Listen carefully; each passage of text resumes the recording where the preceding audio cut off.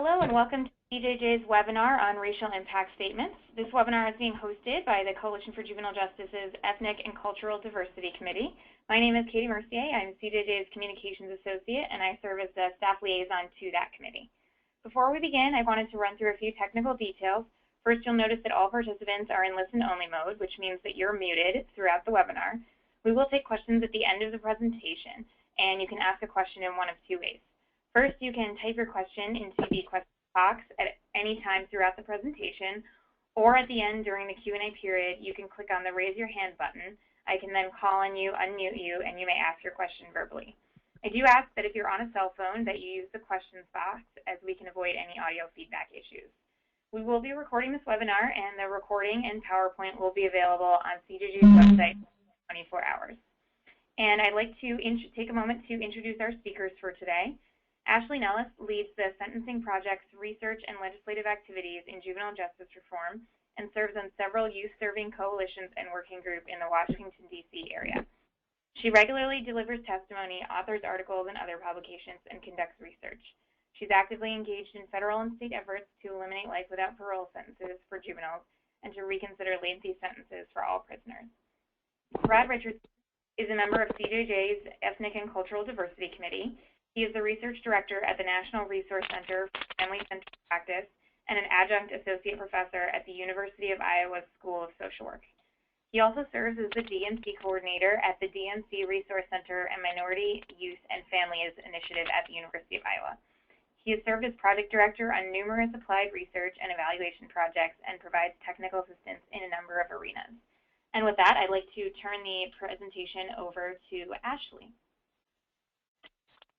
Hi, everybody. I hope that you can hear me okay. Good afternoon. My name is Ashley Nellis, and I'm a senior research analyst at the Sentencing Project. For those who are unfamiliar with our organization, I know there's a lot of juvenile justice folks on the line. We have been engaged in research-based advocacy on the national level for the past 30 years, primarily in criminal justice, but also in juvenile justice, especially in the last 7 to 8 years. I handle our juvenile justice work here, the research and the federal advocacy, and I have about 15 years of experience in the study of race and juvenile justice system involvement. Before my work at the Sentencing Project, which started about 8 years ago, I conducted technical assistance to the states on the DMC mandate through JJDPA. Today we are here to talk about racial impact statements, an idea that originated here at the Sentencing Project and has become law in a few states since we first raised the idea. As an overview for my part of the discussion is this first slide. Can you switch to the next slide, Katie? Thanks. I'll provide a theoretical framework for racial impact statements, to talk about the states that have adopted racial impact statements, and mention the states that are moving towards statutory changes, and then move to why we think that it's important for juvenile justice practitioners and policymakers and researchers and advocates to consider implementing racial impact statements in this environment as well. So can you go to the next slide, please? And I hate to interrupt, Ashley, but we've gotten a few requests for you to just speak up a little bit. Oh, sure. Okay. Okay. I hope this is better. So the justification for racial impact statements is based on an understanding of two realities that I think we all know well in juvenile justice policymaking. The first is that crime policies often have unintentional impacts on certain groups of people, usually people of color, that would be best addressed through more careful, forward-looking analyses prior to adopting policies in the first place. And related to this is the second piece of the framework, which is that reversing problematic policies is vastly more challenging than avoiding them in the first place. So just to be clear, racial impact statements are a prospective policy. So they are to offset any racial disparities or ethnic disparities that might result from a particular policy. They are not to address those that have already been put in place. Racial impact statements are tools used to address racial impact of proposed legislation prior to its enactment, rather than after the fact, when any necessary reform is more difficult to achieve. So they're similar to a fiscal or an environmental impact statement, which, and these are very common in the legislation to accompany legislation. A policy that is racial impact statement assesses the impact of the legislation on the people of color that would enable policymakers to consider alternatives before the law is in place and avoid unwarranted disparities. Research has documented that racial disparities at the sentencing stage are not necessarily a function of practitioner bias, but they can often result from what we hear about as race-neutral sentencing policies. So policies that sort of refuse to take account of the fact that there are certain factors that drive people more into the criminal justice or juvenile justice system than others, and that people of color tend to have those factors more frequently. So race-neutral sentencing policies often lead to skewed racial effects, and I'll talk about an example in the juvenile justice arena related to this in just a moment. And so while some people might argue that racial impact statements, they sort of inject race into public policy, we argue that they merely bring to light data on the already existing racial dynamics of juvenile or criminal justice policy. So even though these are prospective policies, it's still obviously very important to do the work to reverse bad policies. For instance, transfer of juveniles to the adult system has been shown again and again to have been an extremely bad idea and not informed at all by criminologists. So it is always important to try to reverse these bad policies, but to put protocols in place that are able to foresee negative outcomes. We think racial impact statements are deliberately proactive in this way. Can we go to the next slide, please? Katie? Yep, just give it a few minutes. It's taking a little bit of time to switch over. Oh, okay. Gosh, I started to panic that I was just speaking to an empty phone. So a couple of examples offer sort of the real-life ways in which racial impact statements can be helpful. The first is the well-known phenomenon of school discipline policies that lead to juvenile justice over-involvement, particularly for youth of color. The history of school discipline policies, for those who, and this isn't about school discipline, so I'm going to be extremely brief on this very serious issue. The history of school discipline policies dates back to the Gun-Free Schools Act, which was put in place in the mid-1990s, and it required states adopt a zero-tolerance policy for firearms on campus. That was the original law, but it led to a significant expansion of zero-tolerance policies that became zero-tolerance policies for all sorts of things way beyond firearms that has, over time, created what we now know to be called as the school-to-prison pipeline. So today, nationally, although there are African-American youth represent about 15% of all students, they make up 35% of students who are suspended once, 44% of those who are suspended more than once, and 36% of those students who are expelled. So regardless of intent, back in the early 1990s, the outcome has been that has fallen disproportionately on youth of color, particularly African-American youth. So this is a clear example of a policy that was adopted in response to fears about guns in schools, but opened the door to resolve more and more school-based problems through the criminal justice system rather than the education system. And the impact of this has fallen on youth of color. And what we know is that when youth are pushed out of school, they are more likely to engage in risky behavior like delinquency. And so that relationship was not inspected to its fullest extent before this law was put in place. Analysis before the law had been put in place may have reduced some of the unwarranted disparity that has resulted from these policies. Can we go to the next slide, please? Oh, you know what? Let's not do that quite yet. I wanted to provide, I don't have a slide that accompanies this, but I wanted to provide also an example from the adult criminal justice system, and one of the sort of the prime examples, the prime reasons why a solution before laws are put in place was sought. So an example in the adult system is the notorious Anti-Drug Abuse Act from the mid-1980s, created stiff penalties for crack cocaine. For people on the phone who aren't aware, there were penalties that were created that differentiated between crack and powder cocaine, despite the fact that they have the same chemical makeup. 80% of the people prosecuted under the law were Black, a statistic that could have been predicted had anyone bothered to estimate the measure's impact.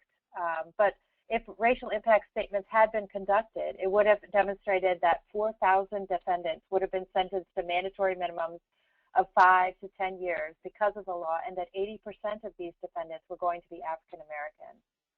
Finally, only in the last few years, in 2010, a bipartisan majority in Congress voted to scale back, although not completely eliminate, the disparity.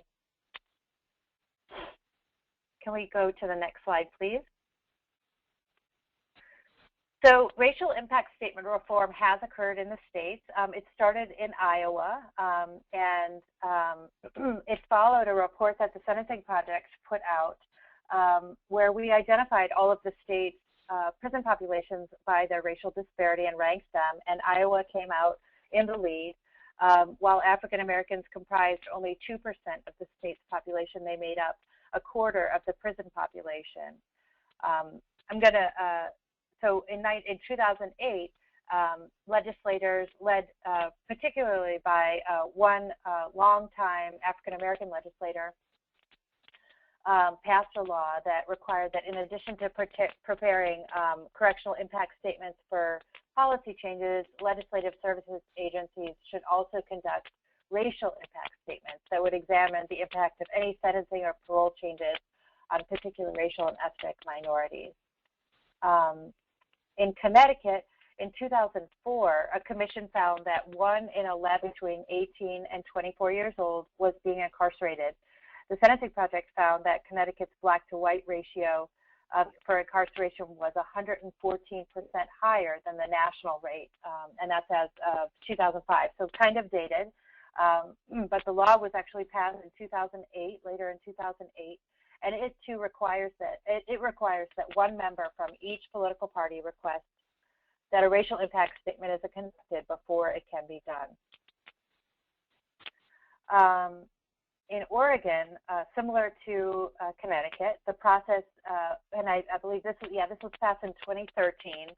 A policymaker from each party, Republican, Democrat, has to submit a written request for a racial impact statement to be pursued. And after receiving these requests, the Criminal Justice Commission prepares an analysis of how the legislation might affect different groups. And this is for any criminal justice or child welfare legislation.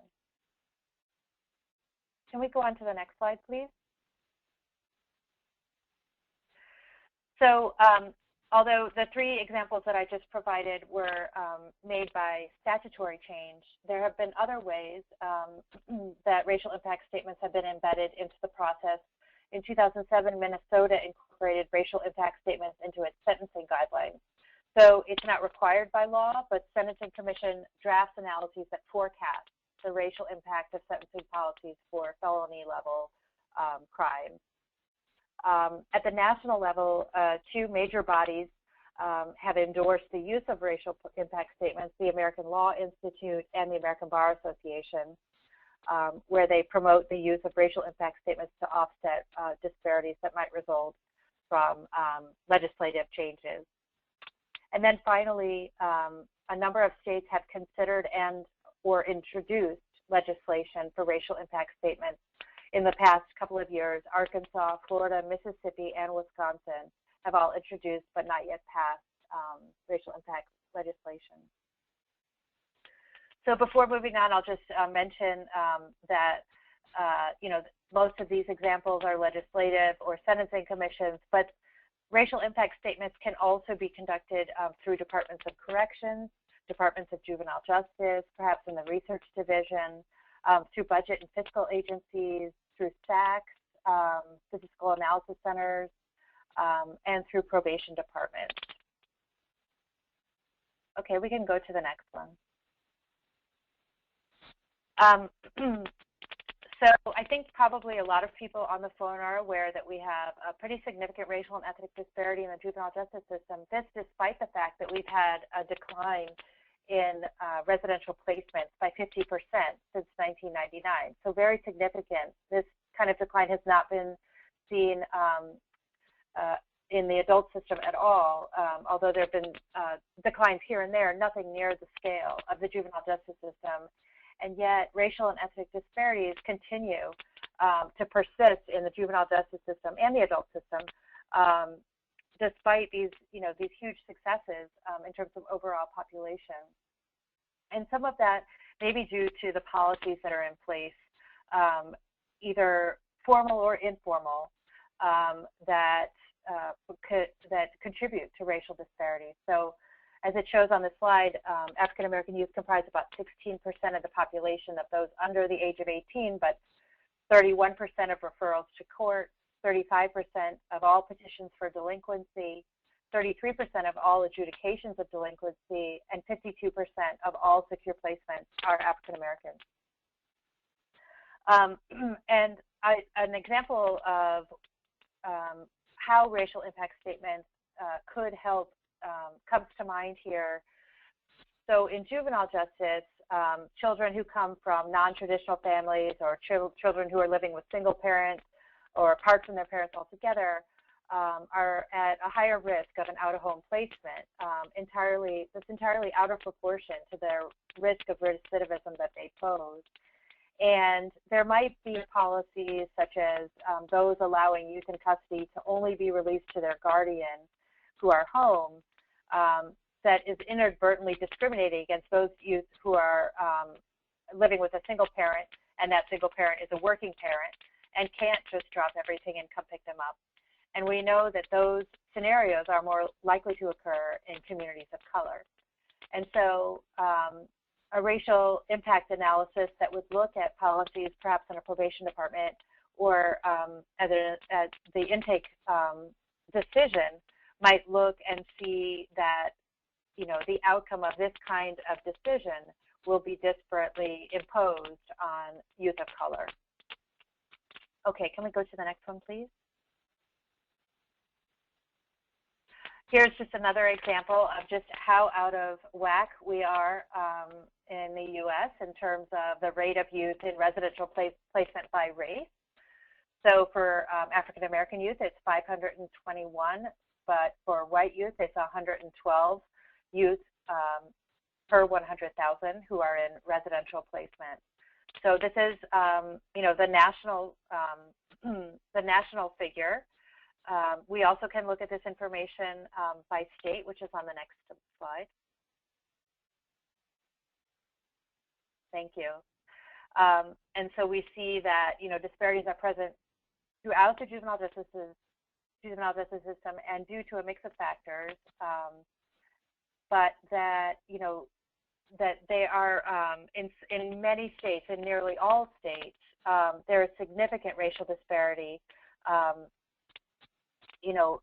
At least at one point of decision point, but usually at most points of the system.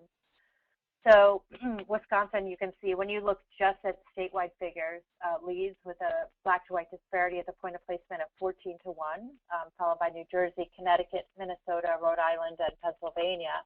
I'd like to point out Pennsylvania briefly because it's a good example of a state where at the state level there's a lot of racial disparity, but when you look at particular jurisdictions, there have been some successes. In a particularly recent study put out this year in 2015, a statistical analysis was done that looked at the locations where there is a DMC initiative going on. The state JJDPA people will know that not the entire state has to focus on DMC. They have to look where it's the worst and do select interventions in those places. So recent analysis of DMC in Pennsylvania that compared the state's 5 counties that had a DMC intervention with the 62 counties that did not have an intervention found extremely substantial declines at various decision points including adjudications of delinquency, out of placement, and commitment to secure facilities in those places that had had a DMC intervention. So I say that to just say that, we have to look at particular locations and localities that are doing good work, and we can see that there are some inroads being made. But on the whole, there really hasn't been significant change, considering the fact that there's been a mandate in place since 1988. Can you please go to the next slide, which I think is the last one for me. So speaking of the mandate, many people on this webinar are probably aware that the Juvenile Justice and Delinquency Prevention Act has, as part of its law, a core requirement, one of which is disproportionate minority contact, the requirement that states address racial and ethnic disparities. And states have had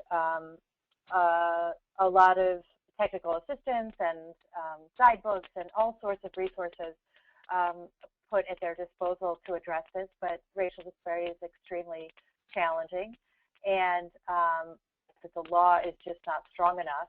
There's currently a bill in Congress right now, which I'll just put a plug in for right now, which aims to strengthen the law by changing it from just simply having to address DMC to address it and reduce it. And it expands direction to the states by requiring that the 4 following steps be completed, and those are up on your slides. And these 4 that are listed there are, these are evidence-based. States that have, jurisdictions that have had some success in reducing DMC have done all of these things and more.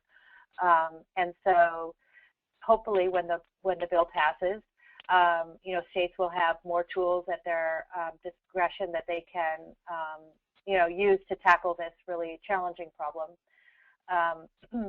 But in addition to that, the racial impact statements are a policy tool to consider at the state level or the local level to try to have an impact before policies and laws are put into place that have these racially disparate and ethnically disparate outcomes.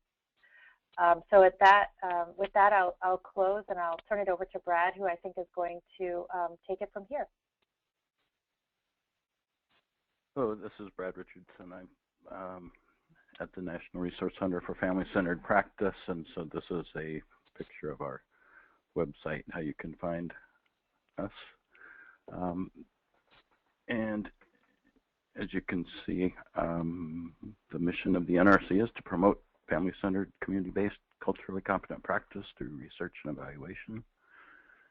And if you look at the slide at the bottom left, there's a slider, DMC Resource Center, and clicking on that would take you to the DMC Resource Center, which is on the next slide.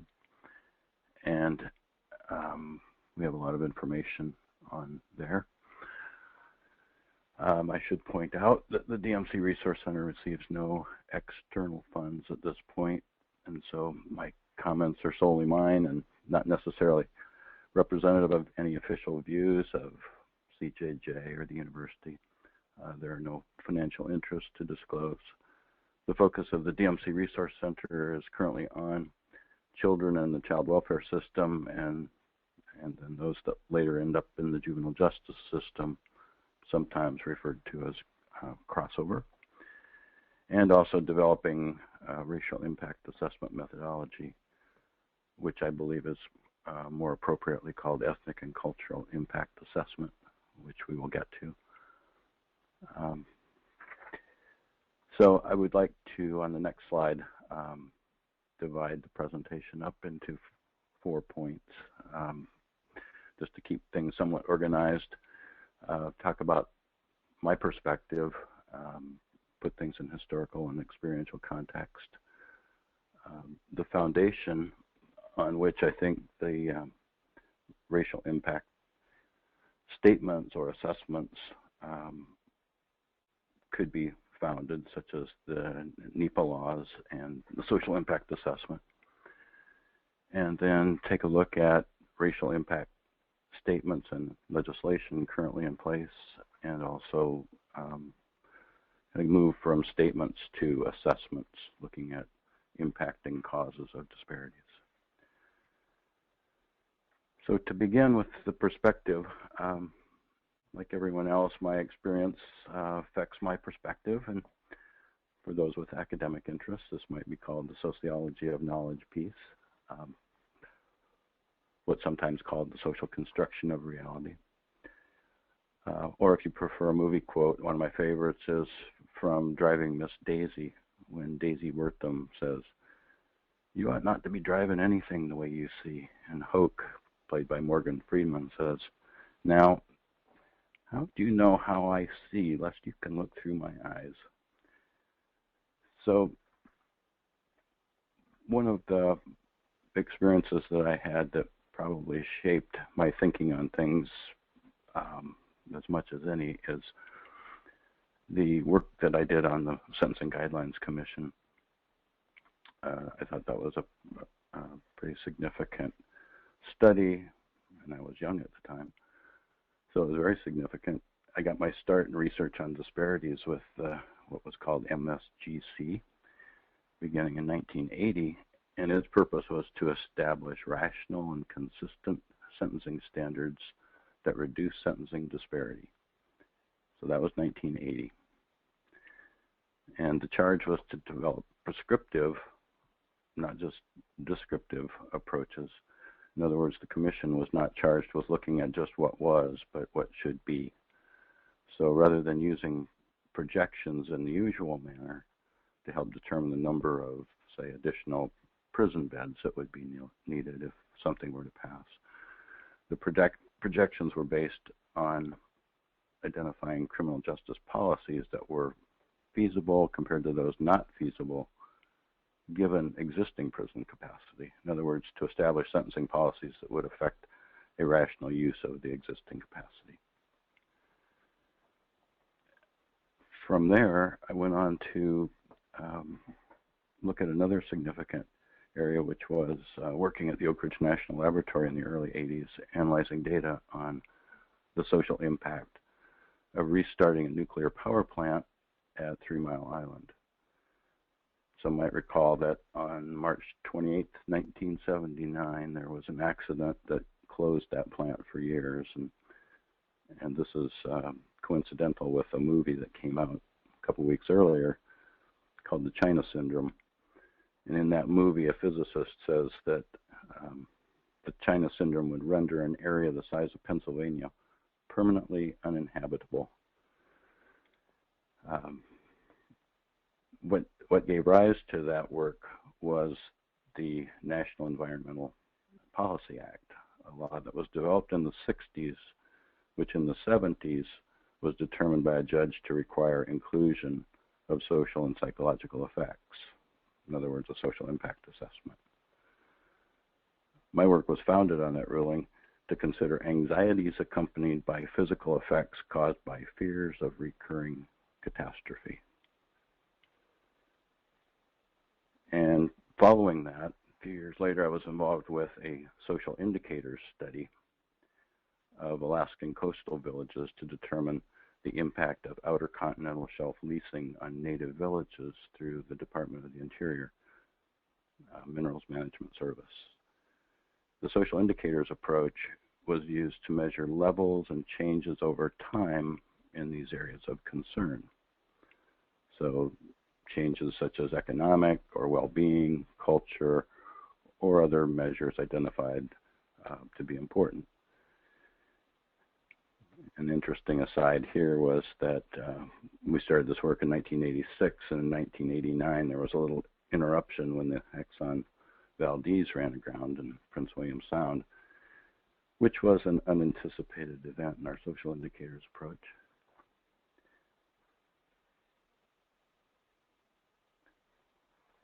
So to put things in another historical perspective, and this is on the next slide, Katie.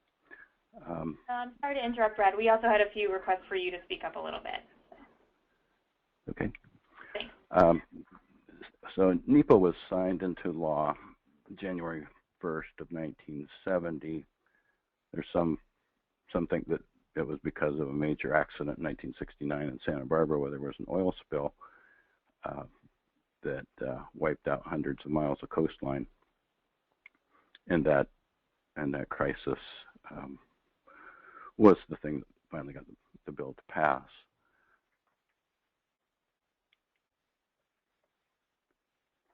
What NEPA did was it required an assessment to examine beneficial and adverse impacts of proposed projects. However, agencies were only in violation if they failed to consider and analyze the impact. So even this law was not as strong as we might think it is. The social impact assessment appeared when the Department of Interior began preparing environmental impact statements. I think around the time of the Trans-Alaska Pipeline, but it might have been somewhat earlier than that. And prior to the implementation of social impact assessments, the social consequences were often overlooked, especially if there was some monetary compensation. So Mark Maurer of the Sentencing Project has suggested, and this sounds similar to social impact assessment or social impact statements, that a racial impact statement should be incorporated into laws, requiring that prior to legislators' deliberation of proposed legislation, a statistical analysis of the potential impact the legislation could have on racial and ethnic disparities in the justice system should be performed. And this was an early recommendation that has shown up in the laws in all three of the states that have passed this kind of legislation. So this would be the next slide, Katie.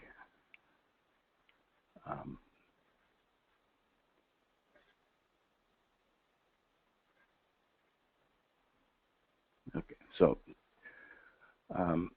here's an excerpt from the Iowa law, and I think this is even the next slide.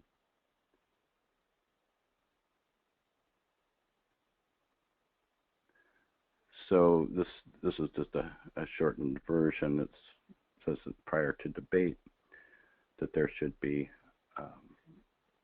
a minority impact statement, and the statement should also, well, you should look at the effect on minorities, and then it also goes on to say that there should also be a requirement that applications for funding consider minority impact. And I found a form, which is on the next page, just as an example. I think this is from Iowa Department of Natural Resources. Yes. So this is something that people are to fill out and indicate whether there is going to be a positive or negative impact on certain groups.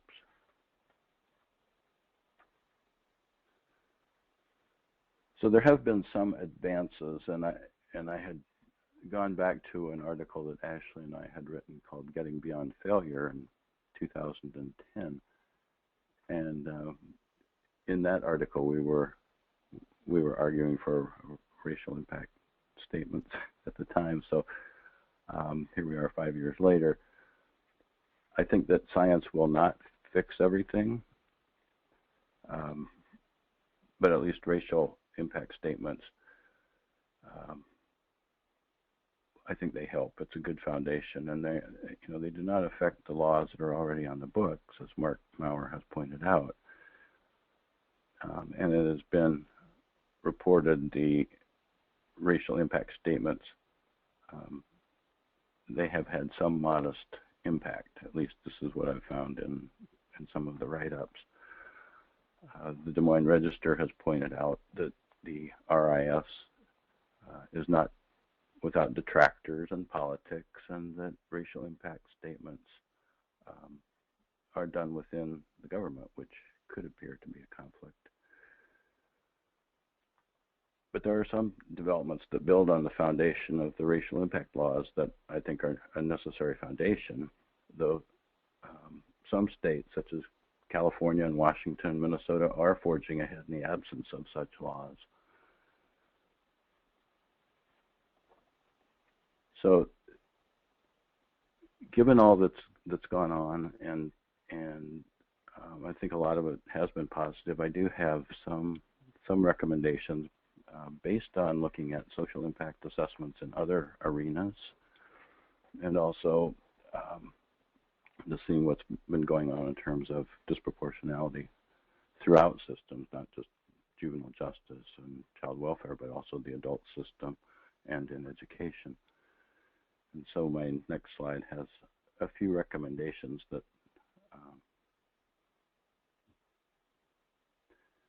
I think could help.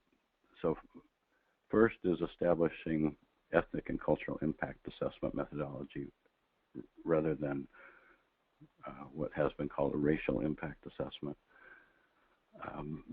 Based on social indicators and social impact assessment methods, there are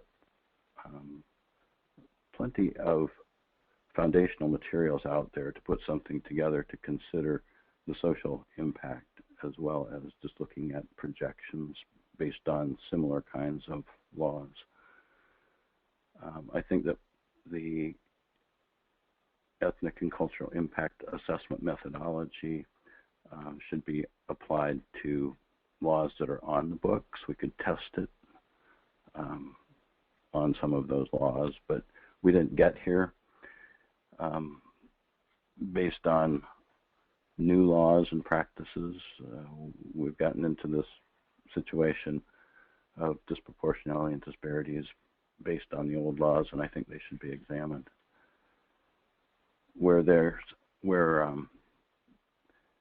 impact assessment is applied to proposed laws, I think we need to do a better job of following up. I don't think we can assume that things are static, and so if our predictions are even accurate in the near term, you don't know going forward what can happen that's unintended.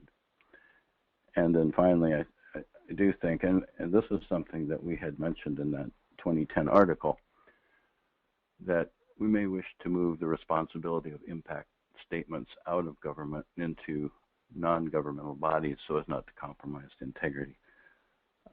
I really think that self-policing probably doesn't work so well, and so there should be some independent review of legislation under the ethnic and cultural impact assessment method. And I believe that brings us full circle back to my beginning page, and we can go on to questions. Great. Thank you both so much. So as I said, you can ask a question in one of two ways. You can either type your question into the questions box, and I can read it aloud, or you can click the raise your hand button, and I can call on you, unmute you, and you may ask your question. I do ask that if you're on a cell phone, please use the questions box so we can avoid any audio feedback issues. And so with that, our first question is, are there examples of advocacy campaigns that successfully supported these statements in the states in which they were passed? I can answer that. Just for Connecticut, yes, there were successful advocacy campaigns. Was that the question? Yes, successful advocacy campaigns. Yeah, that were grassroots in nature, that had a lot of influence on the law that was eventually passed. Just since there's only 3 states that have done this, we know a lot about sort of the inner mechanics of how they ended up being passed. And in Connecticut, that advocate in particular moved on, and so the strength of that law is not necessarily sustained after the advocacy group moves on to other issues, which is why it's so important for many people to be on board with the racial impact statement because of, sort of the political nature of it. And but yes, advocacy groups, grassroots groups have been a very critical part of getting these laws passed. Great. Our next question is, could you talk further about which agencies or departments have been mandated to actually carry out the racial impact analysis? I foresee agreement in principle and a lot of pushback about capacity, and how would you suggest to best fight this? So it would be on the, let me scroll back on my computer here.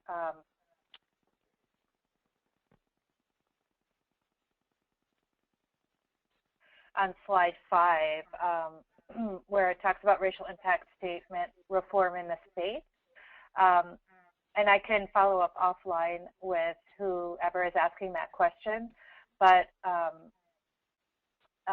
oftentimes it's the Criminal Justice Commission that prepares the report, the Fiscal Analysis Center, or the DOC Research Center.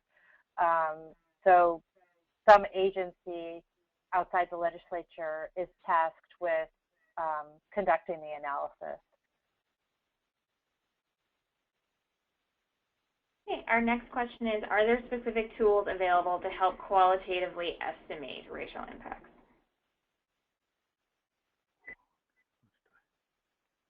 Well, I mean, there's so many tools out there to assess racial disparity in the system, or the racial impact of a law?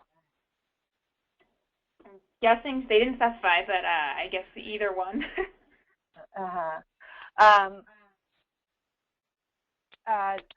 That would be sort of particular to that state or jurisdiction, how they wanted to go about that.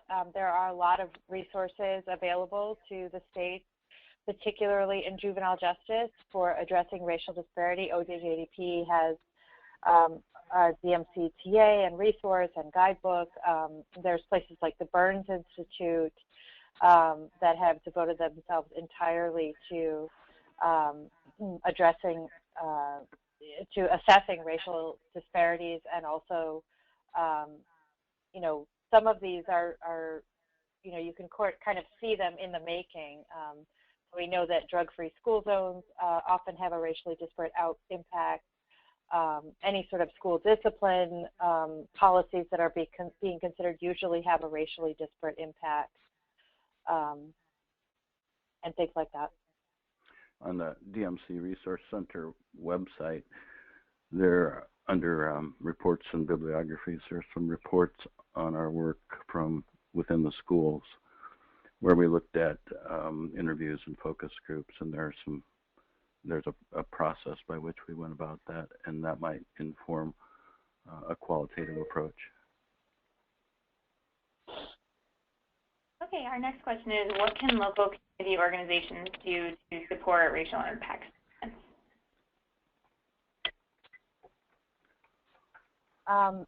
Well, I can answer first, and I'm sure Brad also has things to suggest.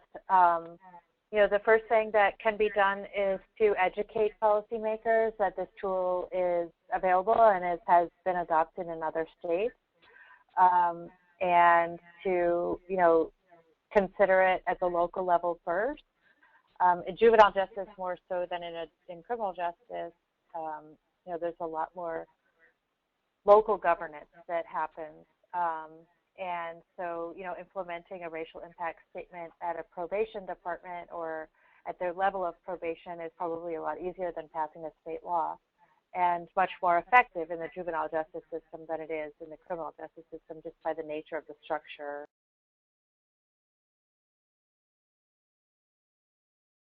That, Brad?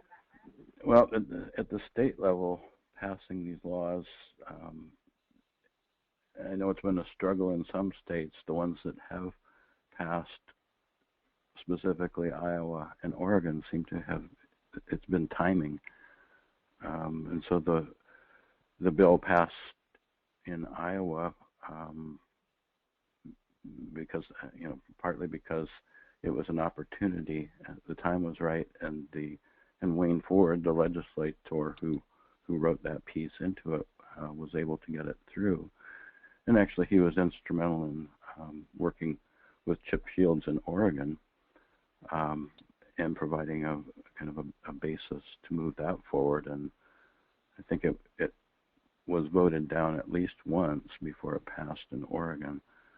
So it's not easy to get these through, and I think in each state it's a unique situation. Okay, our next question is, what are the barriers impeding greater progress with racial impact statements?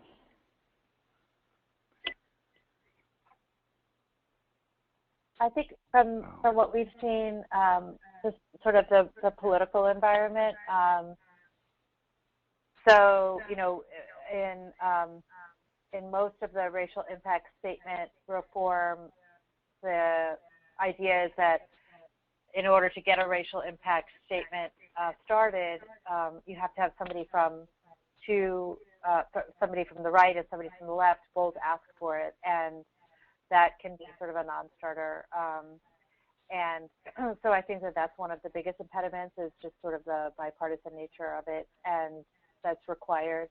And you know, a response to that is to move the whole structure outside of the legislature, which is why we suggest, you know, considering other avenues, commissions and, you know, departments of corrections or departments of juvenile justice in terms of their just general operating structure, that they consider the racial impact of the policies before they start, you know, using them. Okay, our next question is there any empirical work being done for those who have adopted racial impact statements, and to what, if any, difference they've made? Well, Brad, I think you know, you forwarded me the Iowa study, which I did not have a chance to read. Yeah, there was a study by looking at whether laws were considered positive, neutral, or negative, that was done by out of Simpson College, and that was what was reported in the Des Moines Register as showing a modest effect of the laws in Iowa. I am not aware of what's happened with Oregon or Connecticut in terms of follow-on research. Yeah, I'm not either. You know, these are pretty recent, and you know, it's not every day that a criminal justice law is passed, so there hasn't been a ton of opportunities for legislators to ask for a racial impact statement. Okay, our next question is from someone who works for a probation department. They said, I believe you said that probation departments could develop racial impact statements, and what channels would they need to go through to move towards legislation? I guess that kind of depends on the individual mechanics of that state or that jurisdiction. But the way I was envisioning it, and I don't work in a probation department, was that the probation department itself would adopt the racial impact statement, not that the department would push for state legislation. So I don't know the answer to that question, but I'd be happy to talk about it offline. Okay, this question is for Brad. With respect to your fourth recommendation, how do you envision creating these independent bodies, and in what way would you envision their accuracy and objectivity being assessed?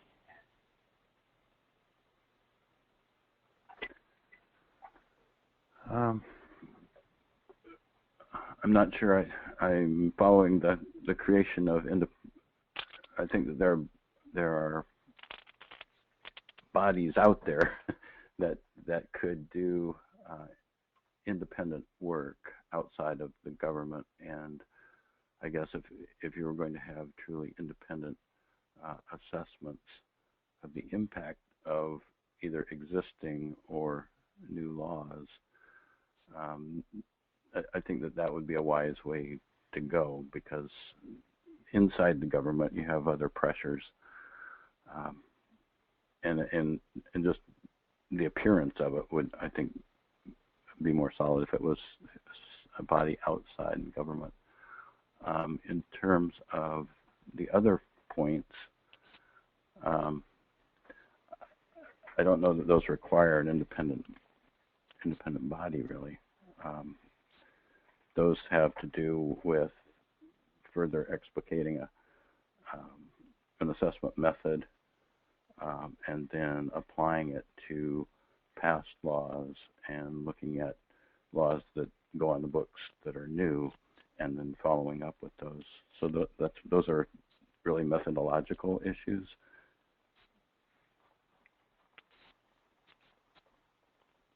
Okay, our next question is, what are the fiscal barriers to starting and continuing to create racial impact statements?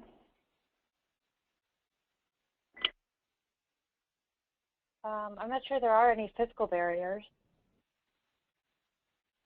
Brad? Well, you know, there is the old adage that if you follow the money, it will take you to the truth. I don't know that racial impact assessments, similar to social impact assessments, I don't know they're necessarily cheap. I don't think you can get a student to do it, which some people think that you know, student labor is free and you can get them to do anything. That's not always true. So, you know, it's a matter of values, and if we value changing the situation of disparities, then I think we have to invest some in looking at what's causing the disparities and address that. So there are some costs. Yeah, and I guess I would add to that sort of a broader view is that you know, it's a big waste of money to push people into the system and through the system who don't need to be there. And that is what we're doing when we have policies in place that draw people into the system unnecessarily based on racial and ethnic factors. And I guess, I think that's exactly right. There is that other side, which is the benefit side of the cost-benefit analysis. And so you have to consider the cost of being either first or second leading country in the world as far as incarceration goes. And what is the cost of that? Okay, our next question is for Brad. You mentioned applying your proposed method to a past disparity in a pilot test. Have in mind any mechanism, by which a demonstrated disparity caused by a law on the books could lead to the repeal of that law?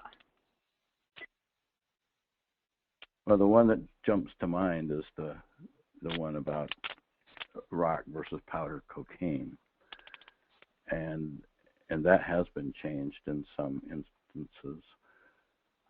But I think a thorough review of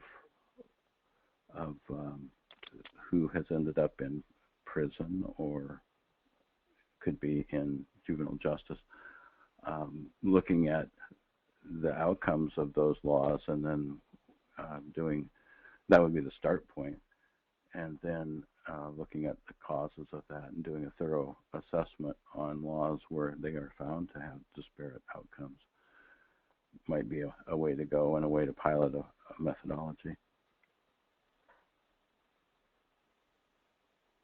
Okay, great. The next question is, how can we go about requesting racial impact statements on education policies? I think the same way. I don't know the people that would be the best to approach, like I do in criminal justice or juvenile justice. But I think that the person asking that question raises a really important point, which is that it's not just the juvenile justice system that's causing racial disparities in the juvenile justice system, but the education system is also causing racial disparities in the juvenile justice system. And so, you know, if it's clear that it's school discipline that's bringing all of these youth of color into a particular jurisdiction system, then it might be more appropriate for educators and advocates in the education field and the like to do this important work. And what I've seen is that buildings operate not independently, but they have a lot of autonomy. And so finding a school, if there is a particular problem, say in suspensions or expulsions in a particular school building, and finding a principal who wants to address that issue, to me, that would be, as some like to say, the low-hanging fruit. I think it's much easier to work with a school, a building, than it is an entire school district. And maybe through a couple of buildings, it could start to impact the district. But that would seem to me to be the way to go. Okay, I just wanted to say I've seen a few questions in that are very state-specific, and so I just wanted to say that although we don't have time for them now, the presenters will receive all the questions so they can take a look and see if they can get back to you. I will say also, if we didn't have time to get to your question, you can see both of the presenters' contact information up on the screen. If you do require a certificate of completion or you want to hear more about our webinars, you can contact me at mercier@jvjustice.org. And with that, I just wanted to thank both of our presenters for doing a great job today. As a reminder, this webinar has been recorded and will be posted on CJJ's website within 24 hours. And unfortunately, that's all the time we have. So thank you all for joining us today. And that concludes this webinar on racial impact statements.